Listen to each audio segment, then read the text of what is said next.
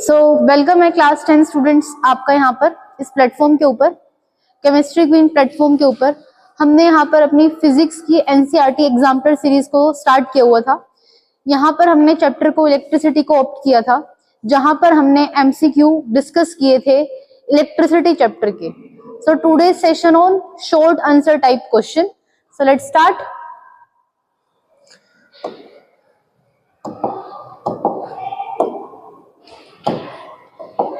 हाँ जी, a child has drawn the electric circuit to study the Ohm's law as shown in the figure 1.26। ये हमारे पास एक figure दे रखी है, figure number 1.26। His teacher told that the circuit diagram needs to correction। उसके teacher ने उसको बोला कि इस डायग्राम में कुछ ना कुछ करेक्शन की रिक्वायरमेंट है। Study the circuit diagram and redraw it after making a correction। वो बोलती है कि इसको वापस से करेक्ट करो और फिर से क्या करो, अपना सर्किट डायग्राम को क्या करो, ड्रॉ करो। So let's start. यहाँ पर हम लोग देखते हैं, सबसे पहले आप देख सकते हैं कि ये जो एम मीटर है आपका, इस एम मीटर को यहाँ पर पैरेलल में कनेक्ट कर रखा है। किस में कनेक्ट किया है? पैरेलल में, जो कि ये बिल्कुल गलत है। आपको पता है किसी भी सर्किट के अंदर जो एमीटर होता है वो आपका हमेशा सीरीज कॉम्बिनेशन के अंदर आता है, ये बात आपको ध्यान रखनी है। तो यहाँ पर कैसा था? पैरेलल के अंदर, तो इसलिए गलत हो गया। नेक्स्ट यहाँ पर वोल्ट मीटर का गलत हो गया, बिकॉज वोल्ट मीटर यहाँ पर कैसा है? सीरीज में। कैसा है? सीरीज में। और आपको पता है किसी भी सर्किट के अंदर वोल्ट मीटर को हमेशा पैरेलल के अंदर क्या किया जाता है? कनेक्ट किया जाता है। हाँ जी। थर्ड वन इज हमारा, आप यहाँ पर बैटरी देख रहे हैं, ठीक है। बैटरी जो है वो अच्छे से अरेंज नहीं है, बैटरी के सेल आप देख रहे हैं। यहाँ पर देखना एक बार, नेगेटिव, यहाँ पर क्या है? पॉजिटिव। फिर क्या आ गया आपका? ये नेगेटिव पॉजिटिव, पॉजिटिव पॉजिटिव दोनों क्या आ गए आपके? इकट्ठे आ गए। तो arrangement of cell in a battery, ये भी क्या है आपका? गलत है। तो ये भी क्या हो गया आपका? गलत।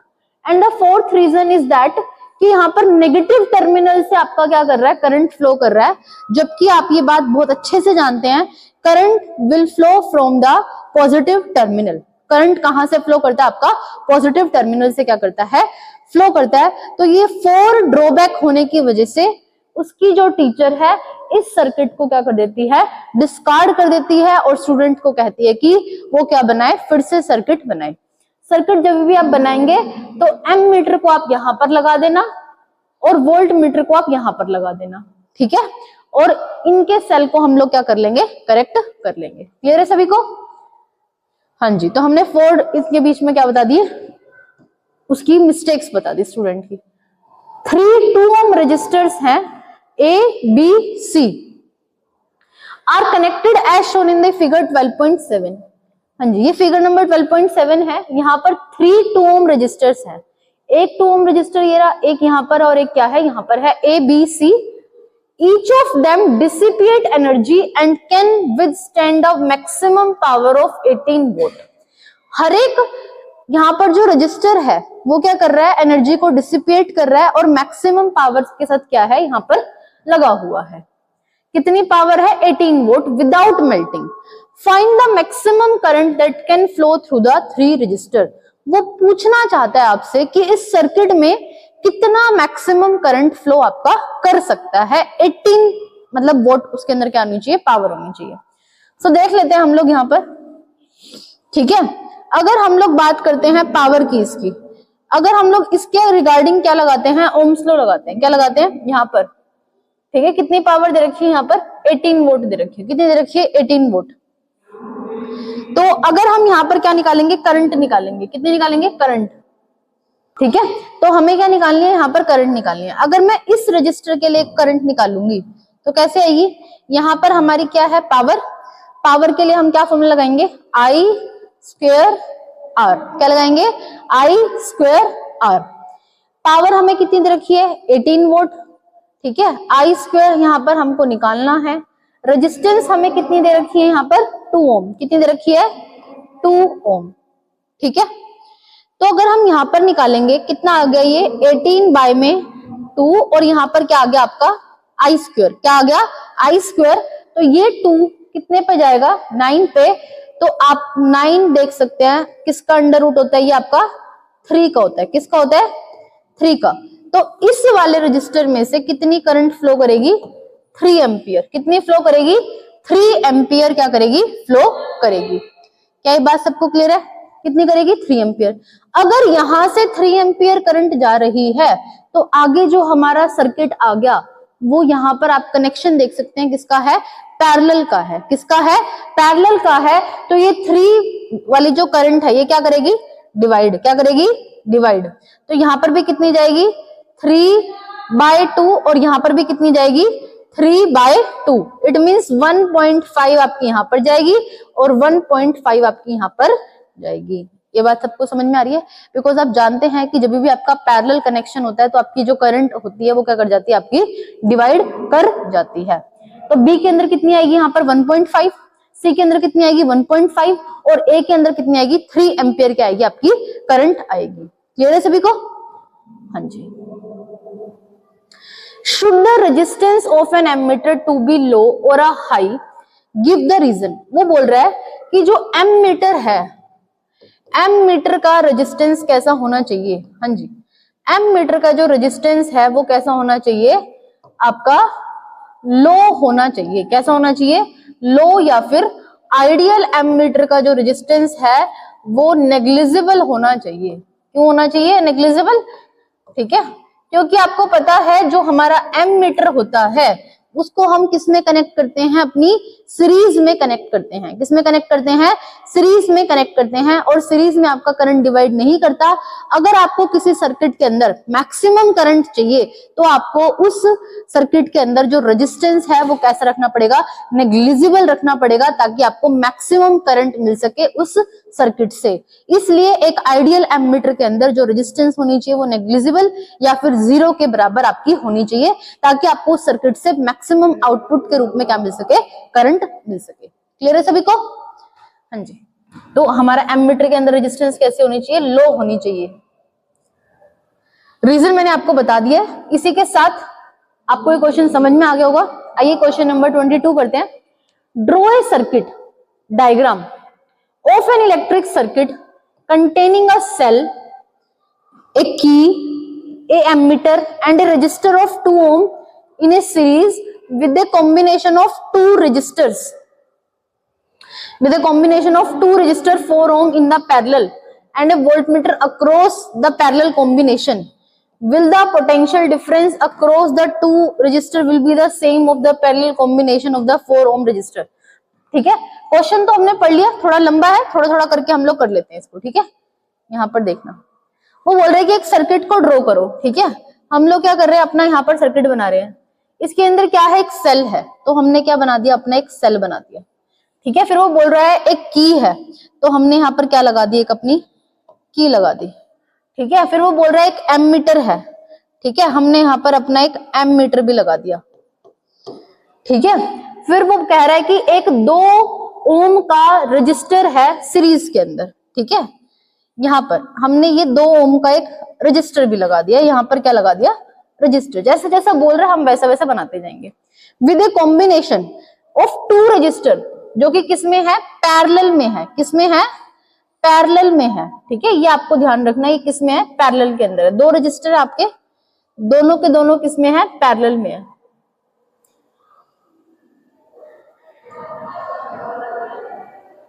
ठीक है,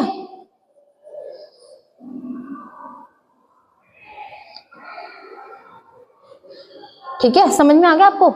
ये कितना हो गया आपका? 4 ओम और ये भी कितना हो गया आपका? 4 ओम। अपना सर्किट यहां से क्या करेंगे? कंप्लीट करेंगे। And A volt meter across the parallel, और यहां पर क्या लगा हुआ है? एक हमारा वोल्ट मीटर लगा हुआ है। तो ये तो क्या बन गया? हमारा सर्किट डायग्राम। देख सकते हैं ये क्या बन गया? हमारा सर्किट डायग्राम। अब हमसे क्या पूछ रहा है वो? ये बन गया, आपने यहाँ पर क्या बना लिया? सर्किट डायग्राम बना लिया। देखिए ये यहाँ पर पॉजिटिव चार्ज था, तो एमीटर के यहाँ पर भी क्या आएगा? आपका पॉजिटिव चार्ज आएगा। ठीक है, ये क्या है? 2 ओम है, इसके पैरेलल में क्या है आपके? ठीक है, तो वो पूछ रहा है will the potential difference across the 2 ohm resistor will be the same across the parallel combination of the 4 resistors. वो पूछ रहा है कि जो इसके अंदर पोटेंशियल डिफरेंस है क्या वो सेम पोटेंशियल डिफरेंस इनके अंदर होगा? वो ये आपसे पूछना चाहता है, ठीक है, ठीक है, बोलो भी समझ में आ रही है क्या बात? वो पूछ रहा है कि क्या जो इसके अंदर पोटेंशियल डिफरेंस है, क्या वो सेम पोटेंशियल डिफरेंस इनके अंदर भी होगा? पहले तो एक बार बताना।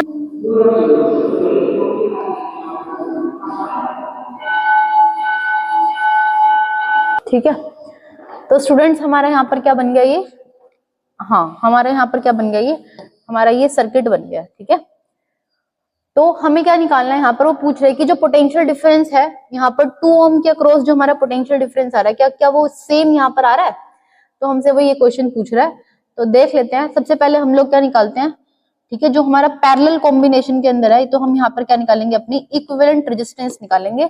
यहाँ पर कितनी दे रखी है 4, 1/4, यहाँ पर भी हम क्या लिखेंगे 1/4, दोनों का एलसीएम लेंगे तो कितना आ जाएगा 4, 1 प्लस में 1 तो कितना आ जाएगा 2/4, तो ये कितना आ जाएगा 1/2, तो हमारा जो आरपी आ जाएगा निकल के वो कितना आ जाएगा 2 ओम निकल कर आ जाएगा, ठीक है। अगर ये 2 ओम अब आपका हो गया तो इट मीन्स दैट हम यहाँ पर इसको रफ कर सकते हैं, ठीक है, और इसको आगे हम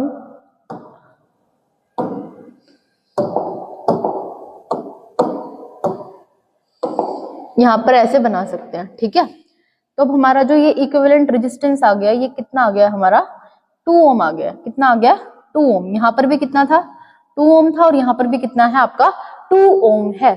अब आप देख सकते हैं अब ये हमारा जो कनेक्शन हो गया वो किसके अंदर हो गया, सीरीज के अंदर हो गया, किसके अंदर हो गया, सीरीज के अंदर हो गया।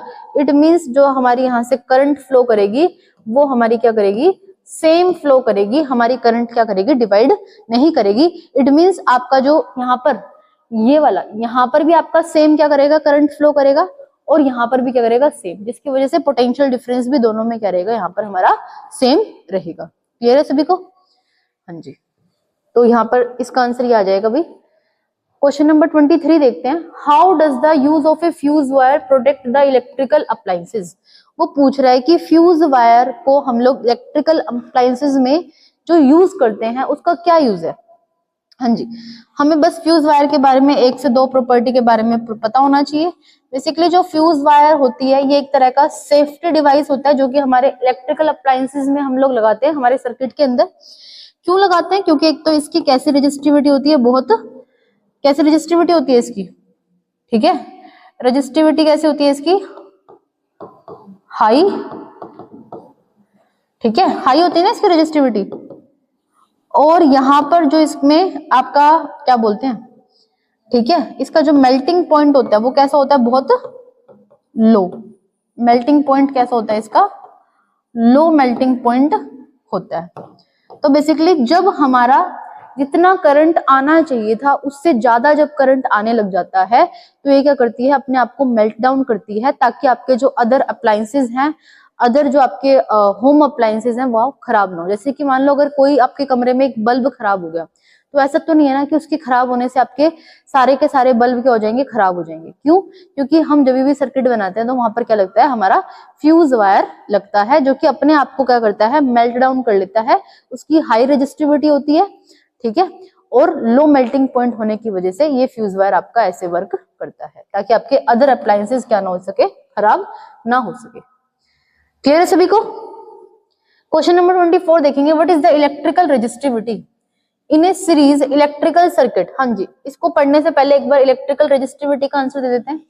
क्या है इलेक्ट्रिकल रेजिस्टिविटी? क्या है electrical resistivity? Is a property, ठीक है, क्या है, एक प्रॉपर्टी है किसी भी आपके, ठीक है, कंडक्टर की, ठीक है, किसी भी आपकी कंडक्टर की, जो कि डिपेंड करती है किसके ऊपर, नेचर ऑफ मटेरियल के ऊपर, और किसके ऊपर आपके डिपेंड करती है, टेम्परेचर ऑफ द कंडक्टर के ऊपर क्या करती है, डिपेंड करती है। इसी को हम लोग क्या कहते हैं, इलेक्ट्रिकल रेजिस्टिविटी कहते हैं। अगर फॉर्मूले के टर्म्स में देखेंगे तो R is equal to rho L upon में A, ये बात क्लियर है। तो अगर हमारा A यहाँ पर जाएगा और L नीचे आएगा तो ये हमारी क्या बन जाएगी, रेजिस्टिविटी बन जाएगी।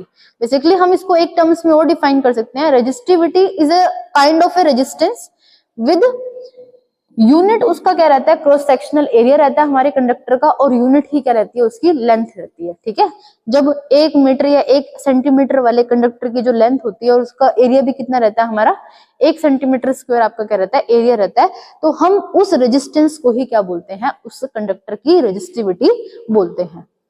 ठीक है, इन ए सीरीज, अब हम अपना नेक्स्ट क्वेश्चन देखते हैं। In a series electrical circuit compromising a resistor made up of a metallic wire, the ammeter reads 5 ampere, the reading of the ammeter decreases to the half when the length of the wire is double। हाँ जी, वो ऐसे पूछ रहा आपसे। ठीक है, यहाँ पर कोई भी एक एमीटर है। ठीक है, एमीटर की जो रीडिंग आ रही है वो कितनी आ रही है, हमारी ओल्ड जो करंट है, हमारी ओल्ड करंट की क्या रीडिंग है यहाँ पर, 5 एम्पियर। क्या है, 5 एम्पियर हमारा करंट नोट डाउन कर रहा है। ठीक है, the reading of the ampere ammeter decreases to the half, हमारी जो न्यू करंट आएगी वो क्या हो गई है, वो हाफ हो गई है। इसका मतलब 5/2 का क्या मतलब है, यहाँ पर 2.5 एम्पियर हमें देखने को मिलता है। ठीक है, when the length of the wire is doubled। हाँ जी, तो हम लोग यहां से देख सकते हैं कि ये ऐसा क्यों हो रहा है। ठीक है, तो हम लोग रेजिस्टेंस का फॉर्मूला लगाएंगे। यहाँ पर क्या है, आपका रेजिस्टेंस 1 है और ये रेजिस्टेंस मैं क्या मान लेती हूँ, R डैश। ठीक है, ये क्या है, रो अपॉन L अपॉन में A, और यहाँ पर देखेंगे रो L अपॉन में A। ठीक है, पहले की लेंथ अगर L थी तो यहाँ पर हमने लेंथ क्या कर दी है, डबल कर दी है। क्या कर दी है, डबल कर दी है। ठीक है, ये आप ऐसे इसको डैश डैश मान सकते हैं। ठीक है, यहाँ पर हम लोग देखेंगे तो इस रो से तो रो कैंसिल हो गया हमारा। ठीक है, इस रो से रो कैंसिल हो गया, इस A से हमारा A कैंसिल हो गया, यहाँ पर हमारा इस L से L कैंसिल हो गया। तो अगर आप देखेंगे कि जो हमारा R1 है उसके पास क्या रह गया, यहाँ पर 1, और ये अगर आप हमारे 2 R डैश देखेंगे तो हमारे यहाँ पर क्या रह गया, 2। क्या रह गया, 2। तो यहाँ पर ये कहाँ जाएगा आपका डिवाइड में, यहाँ पर क्या बन जाएगा 2R1, और ये किसके इक्वल आ जाएगा, आपके R डैश के इक्वल आ जाएगा। किसके इक्वल आ जाएगा, R डैश के इक्वल आ जाएगा। इट मींस हमने जो अपने कंडक्टर को चेंज कर दिया, उसकी लेंथ को हमने क्या कर दिया, डबल कर दिया। ठीक है, लेंथ को डबल करने से हमारा जो यहाँ पे रेजिस्टेंस है वो भी क्या हो जाता है, आपका डबल हो जाता है। क्या हो जाता है, डबल हो जाता है। कैसा हो जाता है, डबल। अगर रेजिस्टेंस आपका डबल हो रहा है तो इसका मतलब करंट आपकी हाफ हो रही होगी।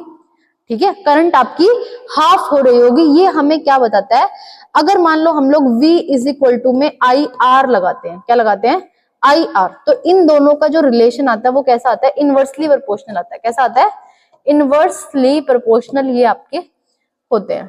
ठीक है, इनवर्सली प्रोपोर्शनल आपके होते हैं।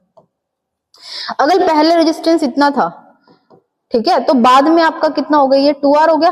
कितना हो गया, 2R। अगर आप यहाँ पर आपका करंट निकालेंगे तो कितना आएगा, I is equal to V upon में R आ रहा था। अगर आप यहाँ पर अब अपना करंट निकालेंगे तो कितना आएगा, V बाय में 2R।